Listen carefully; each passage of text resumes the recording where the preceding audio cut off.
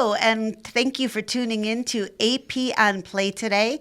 Our guest today is Chris Swanson, Sheriff of Genesee County, and I'm co-hosting with Bloomfield Hills High School senior Maya Smith. I'm going to hand it off to him, who's going to dive deep right into Chris's background. Hey, great to be here.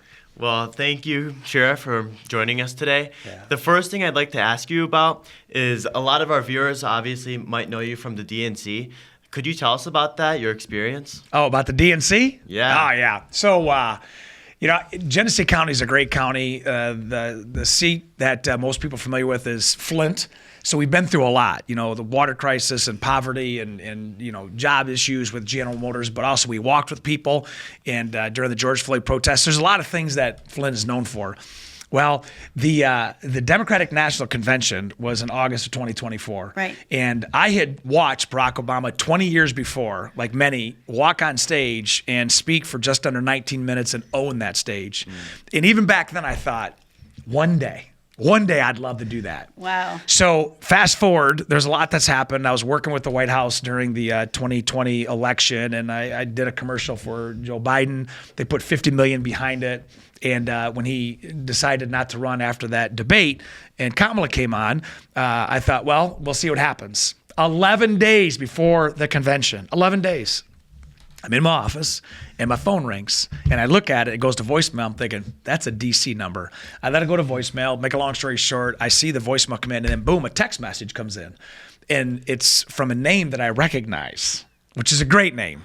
And so I look back and I do some research on the caller. I'm thinking, this person is a chief of staff for the White House for the Kamala Harris campaign.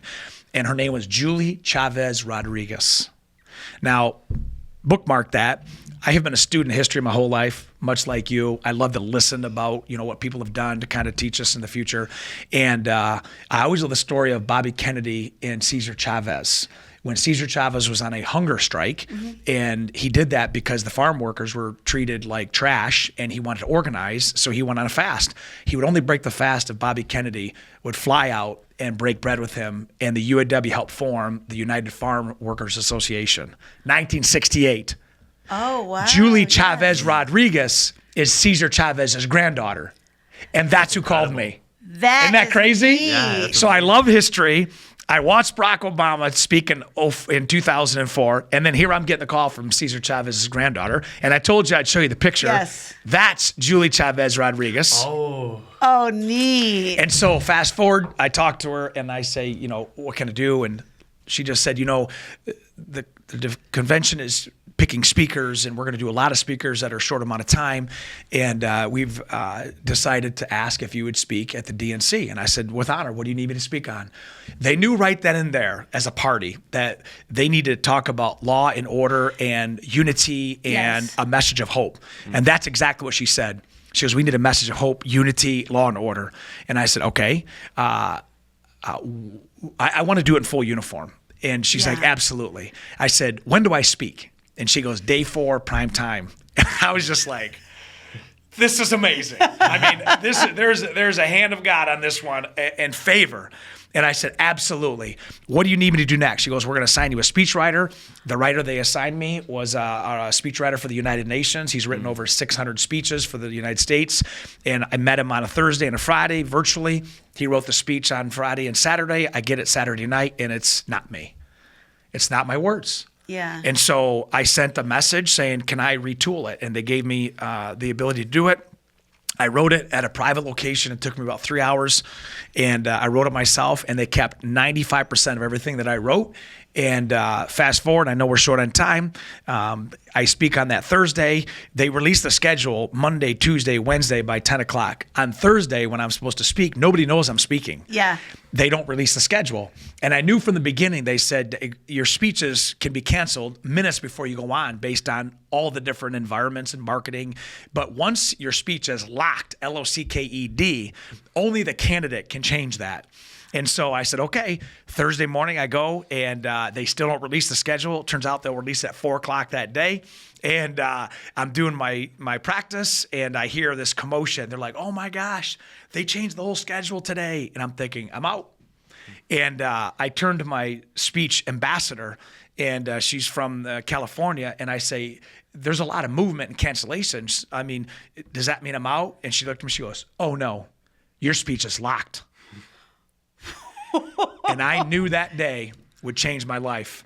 And I knew there would be people who loved it, people who didn't. Yeah. But my message came from here. And when I walked on stage, my pulse was 56. I spoke to 23.5 million people. I get done. I waved to the Michigan delegation. I waved to the UW, Sean Fain and Mike Booth up in the booth. And I turn around, and as I come around the corner, Leon Panetta's there. And he puts his hand out. He goes, now that's what a sheriff is supposed to sound like. That's what happened that day. That's amazing. Well, that's an incredible story, Sheriff. Can I ask you, how long after you finished that speech did you realize that you might want to be the next governor of Michigan? So, I think leadership is about figuring out what makes sense. And I had never confused flattery with strategy. You got to know when the right timing is. I would say preparation and opportunity. When those things strike, that's when you succeed. But you got to keep prepping, because opportunity may not come, or you may have to force an opportunity. But you've got to keep prepping. So I'm going to answer this. I knew I was going to be the sheriff when I was 18, and I knew I was going to be a leader of many and to influence people when I was a kid. I just knew. I've always been able to work in chaos. I'm the youngest of four. My dad and my grandfather are both Detroit police officers, and I just had this ability to calm people down. And I became a paramedic when I was 20. I'm still a licensed medic. I could see people in life and death situation. I could look at them and say, it's going to be okay. And so to answer your question, when I saw the open seat happen, it was years and years ago. And I'm patient. I don't rush things. And so I knew, obviously, years before, even the DNC speech, what I didn't know until 11 days out, that I was going to prepare myself for great leadership when it comes to the executive level. I'm not a legislator. I mean, I could have, competed for the 8th district when Dan Kildee retired. 60% of that vote is Genesee County. But I just don't take the next opportunity that makes sense to get a pathway. I take the next opportunity that makes sense for me to impact the most amount of people in the greatest way. Yeah, I mean, that's what we should all look for in a candidate. And you mentioned that you have a passion for history. Yeah. Could you tell us a little bit about 4 years ago during the George Floyd protests when you marched with the protesters? So I think anybody who's out there watching right now can remember when you saw the video of a guy that looks like me in uniform that wore a badge, take the life of a grown man who's begging for his mother. And that 3 other cops are standing there watching. And when I saw that video, I'm like, this is not who we are. Fast forward 5 days later, I had known that we were going to have a protest up at the Target parking lot in Flint. Now, mind you, this is during COVID. It's during the political election. It's during, a lot of unrest. And I prepared to do what I have always been taught. As I said, my dad was a Detroit cop. He was in the 67 riots in Detroit. And that is, if people riot, they need to go to jail. If they protest, we're going to give them a lane. I did not realize the day before the 29th that cities across America would be lit on fire. And I had only been the sheriff because I got appointed the last year of my predecessor. I'd only been the sheriff. Even though I've been on the job since 1993, I'd only been the sheriff 5 months, 29 days. And now it's in my front yard. It's a mile and a half from the sheriff's office, maybe 2 miles, and started at 5 o'clock. And again, for the sake of time, the first car showed up, and shortly thereafter, the second car. It's a 5-lane road. Within an hour, all 5 lanes are taken. They marched from the west. They marched to the east. They shut down the expressway and 75, and everything was it was tense, but it was calm. Yeah. After they came back from that second, run down the expressway, the temperature changed. We were outnumbered 50-1. They were angry, and it was all mixed crowd. It was, white, black, rich, poor, young, old, dogs, kids. It was angry people. They were mother effing us, and it was just, it's a protest. And so, we had an incident command center that was at the Flint Township Police Department, and which is just, west of the location by about a mile and a half. And as they were walking past the original spot on Miller Road in front of the Target, they kept walking. Then they walked, and they surrounded a fire truck. Then they walked a little bit farther to the west, and then they turned north on the street that dead ends into the police department. And that's when everything changed. The radio traffic is all available units. And I could count on one hand how many times in my life I had heard that in my whole career. That means anybody who's not on an emergency call reports. Yeah. Sirens going everywhere. We go in the back. Everybody's getting their body armor on and their riot gear on. And I literally remember Myas walking, like, as they're coming this way, walking over this knoll, going towards them, seeing that line form. I'm thinking, how did this happen? How did we get here? Like that fast to happen? Because some guy in Minneapolis, Minnesota decides to go rogue on a profession, but now we're paying the price. And it was just this moment. I'm like, this shouldn't even happen. But as we came by, and I saw the line, I saw one of my guys, he had a less than lethal shotgun and it shoots rubber pellets into the crowd. And I said, hey, Rudy, I said, tuck behind the car. I said, it sends a bad message. And I said it to another guy, Ryan Dobbs. And he goes, Sheriff, he goes, they have guns. And if you look past the line, the people on the other side had open carry firearms. Wow. I'm like, there's going to be bloodshed. Yeah. Like there's going to be, because it was just, I'm telling you, it was like they were going nose to nose. They were screaming. You had cops that were scared. You had cops that were nervous. You had cops that were angry. One movement either way. I'm telling you, I say life is like a container that when your cup gets bumped, what comes out is what you've been your whole life. And so what I'm about to tell you real quickly was not planned. It wasn't part of the protocol. It wasn't part of the op briefing. I just thought there's got to be a better way. And so I called up a buddy of mine, Jeff Hawkins. He's a street pastor, lost 2 kids from 2 different homicides. And I say, hey, where are you? And he goes, I'm in the crowd. And I look up, and there he is. He's wearing like a gray sweatsuit. And I said, I'm coming for you. And I knew if I had my helmet on and I broke the line, it would send a message of perhaps, inciting. Now, mind you, this is all happening in nanoseconds. Yeah, of course. So it's a sympathetic response. So I just took my helmet off, and I walked right past the line. Walked past where all the cops are with their shields and helmets. I go and I give him a big old hug. And right then, one of my captains comes over, and he has an organizer of the whole protest come up. I didn't even give him a chance to say anything. I'm like, hey, I said, that guy in Minneapolis isn't who we are. I said, these cops are here to help you. You need to tell us what we need to do. He goes, well, tell them what you just told me. I said, well, get their attention. He's like, hey, everybody, the sheriff wants to say something. And they all went and formed this huge horseshoe. And they just all had their cameras. And life is like this. Life is, if you're going to be a leader, you got to know that it's not going to be comfortable when you got to make uncomfortable decisions, but they're still the right decisions to make. And so when they're all standing there, I'm like, all right, I passed the ball to you, you passed it to me. So I said, hey, that cop in Minneapolis isn't who we are. I said, that cop over there gives hugs. I said, we got women, we got children here. I said, we want to turn this into a parade, not a protest, trying to de-escalate the mindset. And I said, I asked the best question of my career. I said, what do you need us to do? And before I got that sentence out, they started chanting, walk with us, walk with us. And it came from here, like the pain. And then again, they passed it back to me. And I watched the video now, and I think, man, what's going on in your head? And I remember that moment, and it was just like, just do the right thing. Just do the right thing. And I said, hey, let's walk. I said, we'll walk all night. And I literally just turned and started walking. And I'm telling you, the crazy thing is this hatred instantly turned to hope. And people that wanted us dead were like, hey, man, can I grab a selfie? Because people wanted something different. Yes. They didn't want this. And we walked. And the crazy thing is, it took us about an hour and a half to walk back to the original location, which is only a mile away or less. Yeah. Because people were coming from everywhere. They're watching it live time. Yeah. And they were so inspired. Yeah. I didn't know any of this. I was just like, hey, we're walking back. And I'll end with this, which is the reason why I'm so passionate about running for governor, not because I'm a Democrat and I want to be the governor of the people. I want to know people that have an issue, they can call Chris because he's going to fix it. I don't know how, but I'm going to fix it. Is when I was walking back and Johnny Franklin's there and Quan Adams. I'd never met these dudes before. I said, hey, when we get back, I said, we're going to talk to the people. I said, I'll open it up. Quan, you talk. Johnny, you talk. I'll finish up. Pastor, you send us in prayer. And I said, we're going to go. When I got back to the parking lot, it was like full. It was dark and it was a sea of people. There's no place to stand. Yeah. As I'm walking back, I'm turning to one of my guys, Dobbs, the guy that I said, put your shotgun away. And he says, they have guns in there. I said, is the police department safe? And he goes, yeah. And I said, and this is the question, it's not on camera. I said, where are all the people? He goes, they're following you. Wow. Well, that's why. I got goosebumps. That's amazing. Yeah, that's an incredible story. Well, the reason I asked you about first the DNC and now this is because to many voters, that's where they've seen you before. Yeah. And so those were both national headlines. Thank you. And I guess now we should talk about your actual campaign platform. Yeah. So if you were to be elected Michigan's next governor, what would you bring to our state that we haven't seen in recent years?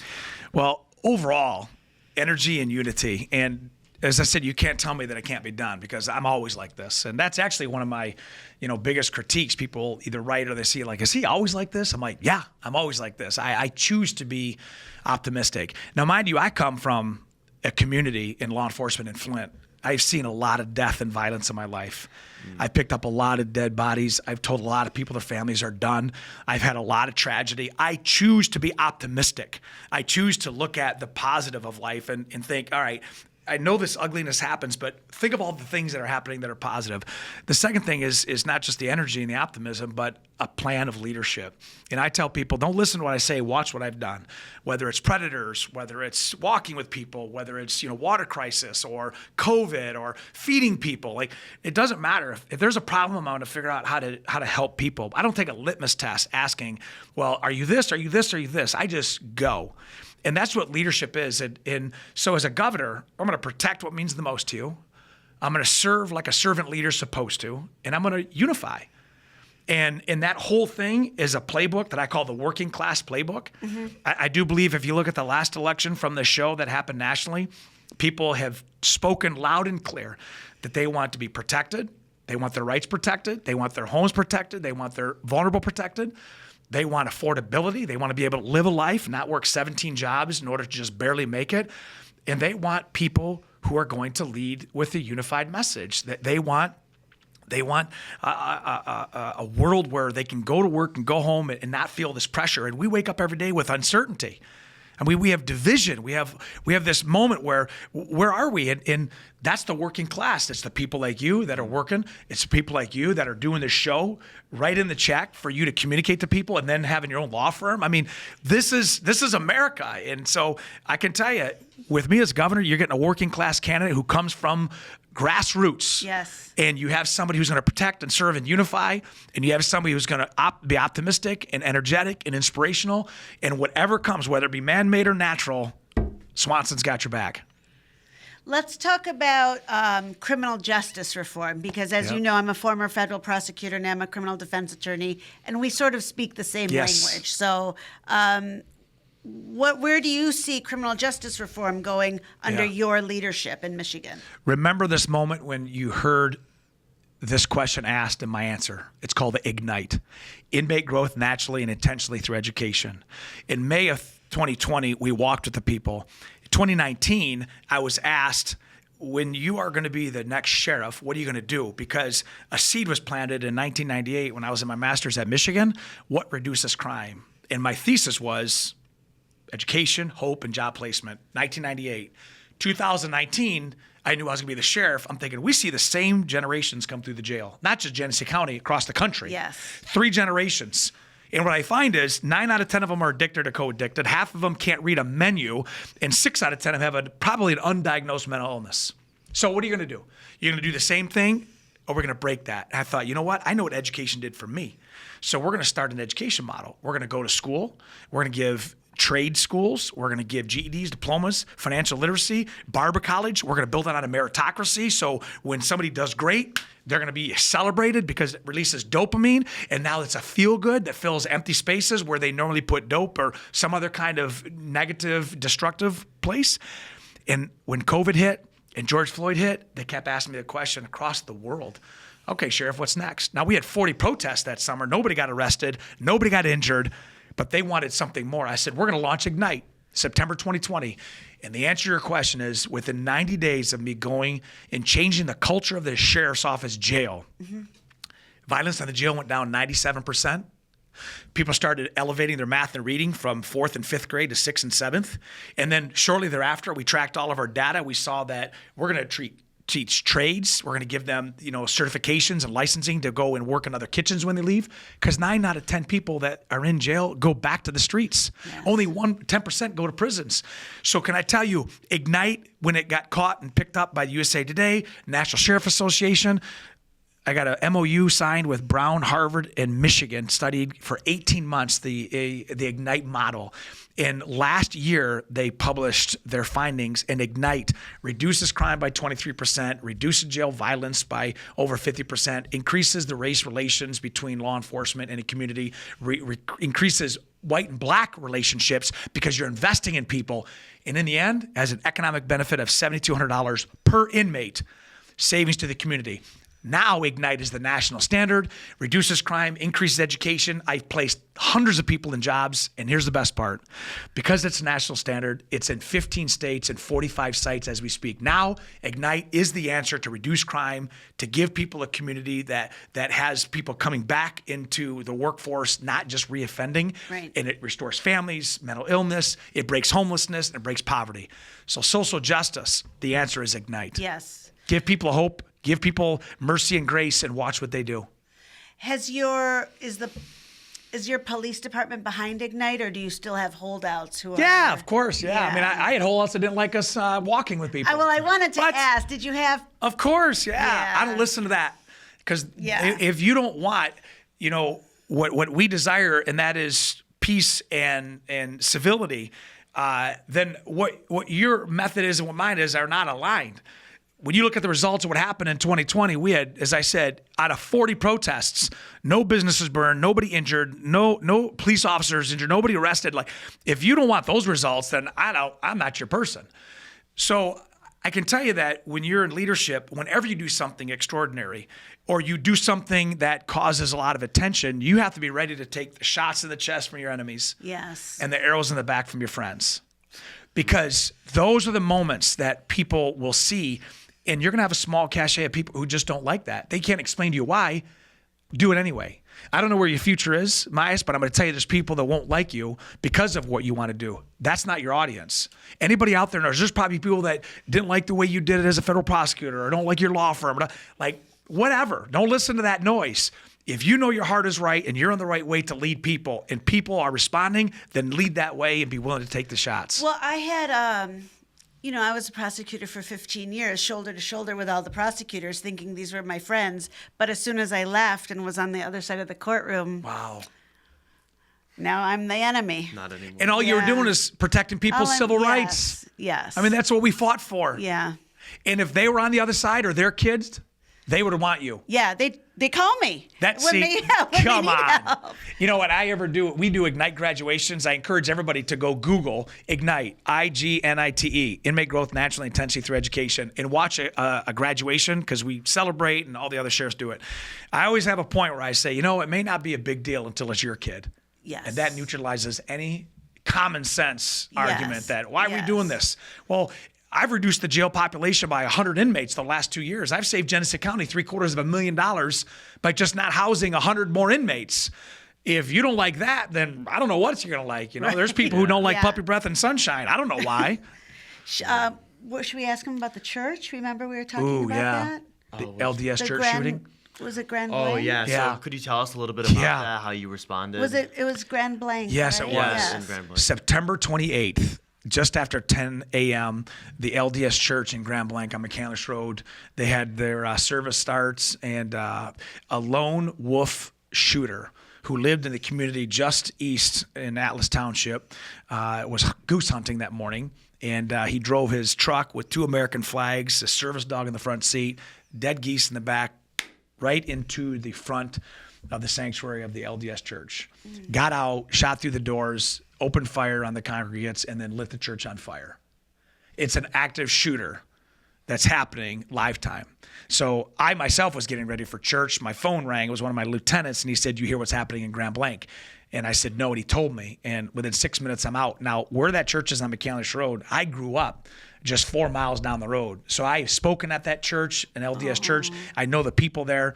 When I was driving there and I got within 16 minutes as I'm driving, the shooter, we didn't know initially how many there were, but then he was shot and killed by, early police response. We had multiple dead already. We had people trapped inside the burning building. We had multiple shot, ambulances going everywhere. It's chaos. But what happened that day, we obviously had, local, county, state, and federal, responders. Interestingly enough, the reason it's an FBI investigation because it was an attack on someone's freedom of religion.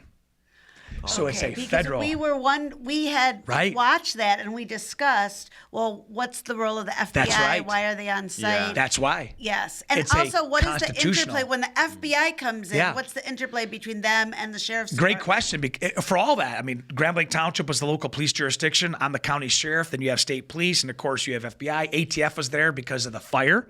Yeah. And so I will tell you, everybody worked together because not one agency can do it well alone. And so we all worked together. There was no egos. You know, we were doing briefings every 8 to 10 minutes. We had our family reunification, and everything was working. But I got to tell you, as I walked up to the scene, to my left, I caught a guy, and he looked at me, and he was disheveled. He had soot around his mouth, and he had a look on his face that you just know it was just brokenness. And he said, "Sheriff, I can't find my son."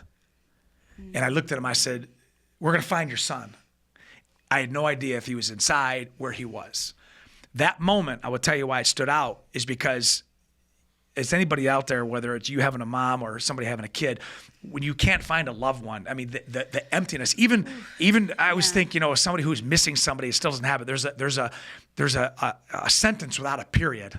It's just not being able to find. And so it was just stunning when that happened. Come to find out later, his 2 kids ran out of the church. The reason they ran out of the church is because we noticed that all the kids that were involved were calm and orderly because they had been trained in active shooters since they were in kindergarten. They actually worked in concert with each other, and they were more calm than any of them. Wow. It was the wildest thing to see. That's crazy. The Trillium NCG Theater, they opened up their doors, shut business down. It became a reunification center. But this is what I love about this. I saw the best of community come out that day. Not only just from the responders, fire, EMS, and law enforcement, but the Jehovah's Witness Church just to the west of the LDS, they border property. They literally said, "We're leaving, take over our campus. Let us know what day you want us to come back." We made that our unified command center. We had people drop off cases of water, and all these things were happening from people that they're not LDS. Right. They may not even be from the community, but people in tragedy, I always say, people in tragedy, we still live in a great country, and they want to help deep down, not a party, not a race, not a gender. They just want to help when someone is in need. That's the void that we fit. That's why you're doing the show. But I'll end it with this, because this really tells what kind of heart the LDS church is from Grand Blanc. Is the shooter had a special needs son, a young boy. And they started their own GoFundMe for the widow and the son and raised $300,000. And a week later, I'm driving by the church to show my wife.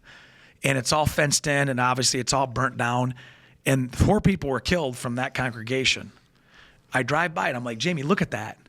They had 5 crosses out front. Oh. Wow. They had a cross out there for the shooter. Like, amazing. That tells me, you're right. Yeah. So who am I to have a bad day? Yeah. Who am I to just not have, I'm not excusing, because I've known the shooter since he was a kid. I've known the family since I was 8 years old.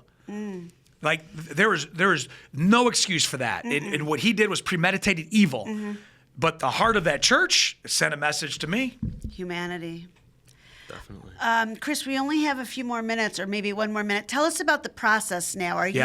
Do you run in a primary, or I do, how does yeah. this all work? So real quick, the Secretary of State and the Attorney General are convention picks in Michigan, but the governor is a popular vote. So my primary and the Democratic primary and Republican are all August the 4th of next year, 2026.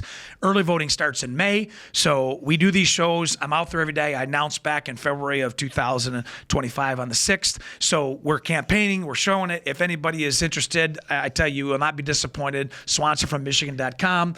You can Google Chris Swanson, Sheriff Swanson, The Walk, Ghost, Ignite, Jelly Roll, All of it, yeah. Iron Man, whatever you want. I'll fill your heart with joy. I promise you won't go wrong. Hope not hate, right? Isn't That's that right. what you said at the convention? That's Hope right. not There hate. you go. You did do it. I studied up on you this Yes, you morning. did. Yes, you did. Well, it's been just sheer pleasure to Thank have you as you, and well. I'm so happy and grateful that we had our co-host, Bloomfield Hills High School senior Maya Smith, joining It's a us. pleasure to be here. Maybe he'll come back. Maybe you are always welcome. Both of you are always welcome to come Thank back, you. and we wish you the best of luck. Thank you so much. And Have a safe audience, day. thank you so much for tuning in to AP on Play. We will catch you next time.